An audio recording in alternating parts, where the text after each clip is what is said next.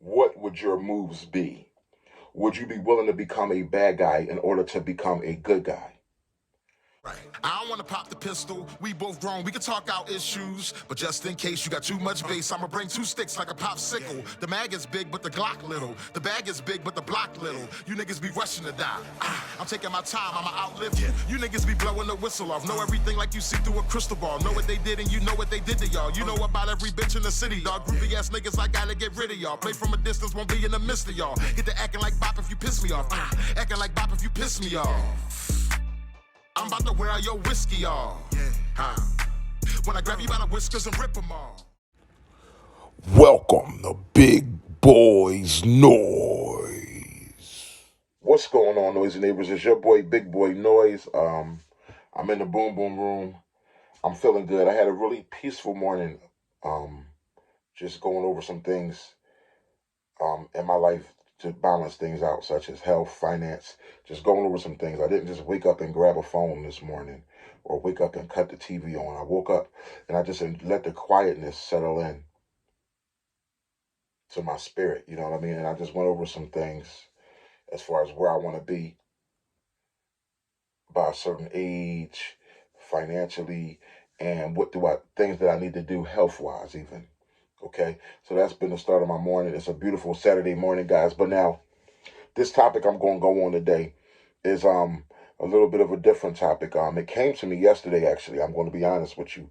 Yesterday, I had a guards down moment. The guards down moment that it's like a rule that you're not supposed to break when you carry a firearm. Always have your firearm with you wherever you go. You know what I mean? But I'm going to be honest.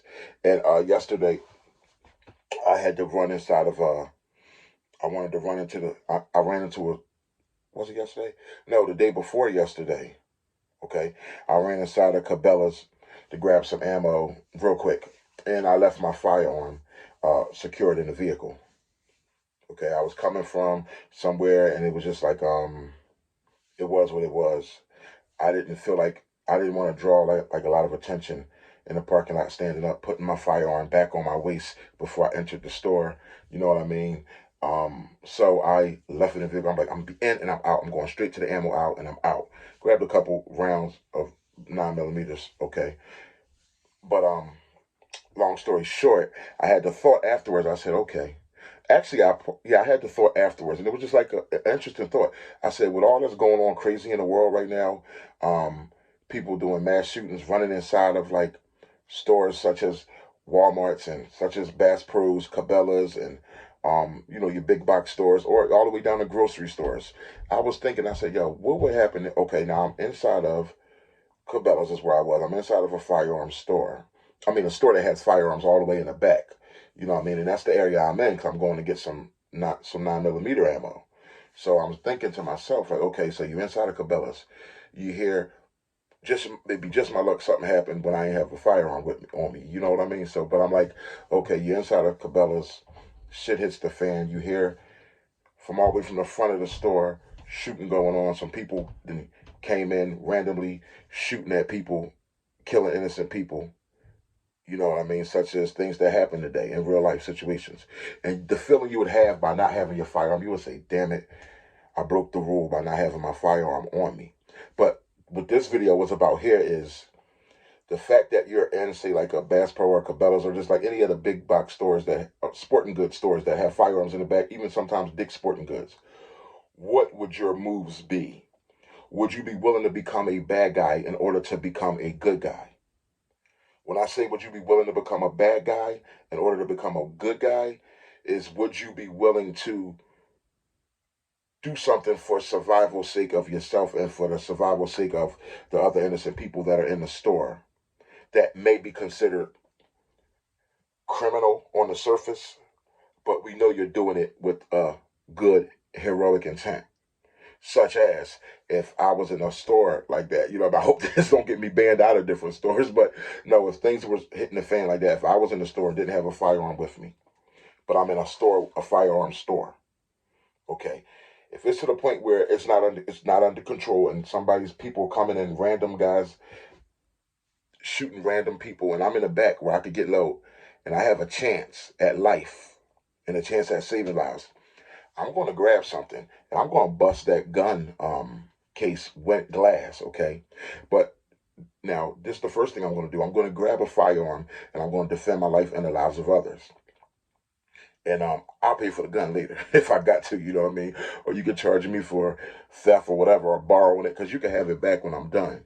Okay, but when it comes to life and survival, that's one part of this video I want to talk about. Would you be willing to become a bad guy in order to become a good guy? What would you do to survive and help the lives of others? What would you do to protect you? And if you're not by yourself, what would you do to protect you and your family if you happen to not leave your gun in the car and you happen to be inside of a bad situation where there are firearms around, although they're locked behind cases and stuff like that? Now, the second part to this video, I know y'all like big boy noise, you tripping, but no, I really think this way sometimes. The second part to this video, this is the fun, really interesting part, to make you think part. Okay, now you know if you're in a firearm store, the ammunition is not kept with the firearm.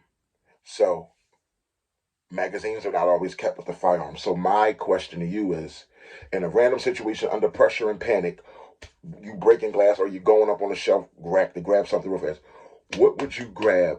What would be the fastest to apply to that situation? Which would be the most quickly applicable firearm for that situation? Me, what came to my head was, I'm going to grab a shotgun. Usually for a shotgun, they're usually on stands. They're not usually behind glass. I'm grabbing a shotgun. Prayerfully, it's not on that little wire thing that sometimes people put on the shotgun, but usually you can pick a shotgun up off a stand. I'm grabbing a shotgun, and then I'm running over, bust the ammo case if it's behind the case, or run into the aisle with the ammo. It's easy if you're all in that area. It's easy to grab. You know it's either going to be 12 gauge or 10 gauge usually with a shotgun. Okay, it's easier to quickly scramble and know the caliber. Okay, I can grab a 12 gauge. I know what a 12 gauge looks like. You feel what I'm saying? If you don't, you might have to peek at the front of the barrel or peek, because you're in a frantic situation. You need to just grab a gun and know what it look. You knows what a 12 gauge look like. If you don't, you better grab the most familiar shotgun that you see up there. Okay, this is the good part about it. And if there's a glass case for ammunition and people are up there shooting, killing people, you need to get low. Use that shotgun. I know I'm on some shit hit the fan stuff right now, but this is real. Get low. Use that shotgun. Break that glass. I'm reaching in. I'm grabbing one of the big boxes, a big box of shotgun shells, or little, whatever's closest to me. But shotgun shells is only going to be usually 12 gauge. It's either going to be 2 3/4 or 3-inch. The good thing about a shotgun, it shoots 3-inch shells, and it also shoots 2 3/4-inch shells. Most 12 gauge shotguns. So I'm busting the case open. I'm grabbing the box of ammo, and the fact that they're big, they're easier to, you fumbling, you can hurry up, put a couple in, rack it, and start getting busy. Rather than if you go, with a shotgun, the big shells, you can easily put them in the shotgun and then start getting busy when you're fumbling stuff around. You won't drop them like you would drop little bullets, okay? Now, if your choice is, some people's choice might be pistol. That ran through my mind. No. Pistol, first of all, the magazine ain't going to be right there in the glass case with the gun. That's a whole problem. Then when it comes to pistol caliber, you got to hope that gun is the right caliber. Pistols come in too many calibers, if you ask me. Not if you ask me for this situation, pistols come in too many calibers. It could be you grabbing through or fumbling through all these boxes of ammo, trying to say, oh, this is 40, this is 30. You need something that's going to shoot through that gun. That's why I would go to shotgun. Pistols come in too many different calibers. The boxes are smaller than shotgun shell boxes. And it's just tedious, really small. You trying to hurry up and put guns in the magazine while shots are going on and you hear people screaming. It's not going to happen. And the magazine probably won't even be, usually it's not in the case with the pistols. But with a shotgun, you don't need a magazine. You just grab that shotgun, bust a glass open, grab a couple shells, put them in, get busy. That's why I would go with a shotgun. Some say they would go with a revolver. Okay, you go to the display case real quick. You bust the display case. You're grabbing the revolver, which is good because revolvers don't take magazines. But now you got to get the ammo. And revolver calibers are usually tricky. For the most part, like 38, 357, 44. You don't know which one it is. That's a lot of thinking you got to do when shots are being fired. People are dying, and you hearing the shots getting closer to your direction. Okay, it's a lot of thinking to do. Okay, but the good part about it, I would go for a revolver before I would go for a semi-automatic pistol.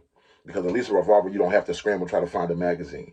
Grab the revolver, get some bullets, try to help the thing you used to be trying to scramble with bullets. But with a 12 gauge or a 10 gauge shotgun, boom, grab a shotgun, boom, grab the shells. Most 9 times out of 10, them shells are going to fit your shotgun. Rather 3-inch or 2 3/4. Put them in and start getting busy. Shotgun, strictly tube. Now the only, here's the part. These are the realities you got to think about. Some people might keep a nice knife on them or something like that, which could be good. You pack a nice little, keep a blade with you. Most people, a good solid knife, which could be good because if you go to pull that shotgun, if it's on those cord things that keep them from being able to get pulled too far, you might have to cut that cord off with your knife, if possible. And the other thing I thought about, any of you who ever has got 12 gauge shotguns, here's the only thing. This is another thing. You got to think about these things that could really screw your date. One of the things that's rough if you're going for a shotgun. You ever bought a shotgun? I think two of the or in my experiences of buying shotguns, one of my shotguns, or maybe two, but I know one of my shotguns and maybe one of Jelly Bean's shotguns, he was like, son, it won't take no more bullets, no more shells in it. It's because a lot of times the shotguns, there's this plastic rod that comes inside of the tube to keep you from loading more than 2 shells. It's for hunting purposes. When the hunting rules are you can only shoot 2 shells at a deer or something like that, so the shotguns will come with this plastic rod inside the tube, and you won't know it. You'll panic if you don't know what you're doing, if you ain't never experienced this before. You're going to put shells in your tube, you're like, okay, yeah, this is 5 + 1. And you go 1, 2, and then it's not taking no more shells.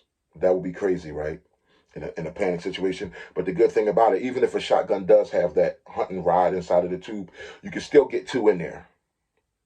And with those 2, I hope you could get busy. But anyway, guys, I know I'm wilding out. Noisy neighbors, this is just your boy, Big Boy Noise. I can only be myself. But that's the question.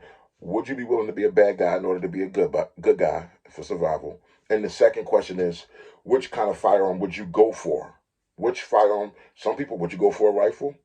I'll tell you this, usually the rifle magazine ain't going to be stored with the rifle. That's trouble. So you might could think about it like that, Usually the magazine area is a little bit more different, stretched out in the store from where the ammo is, or a little stretched out more from where the rifle is. I think the safest bet would just be going for a shotgun, even if there's a rod in the tube. You can still get off 2 shots. You know what I mean? Prayerfully.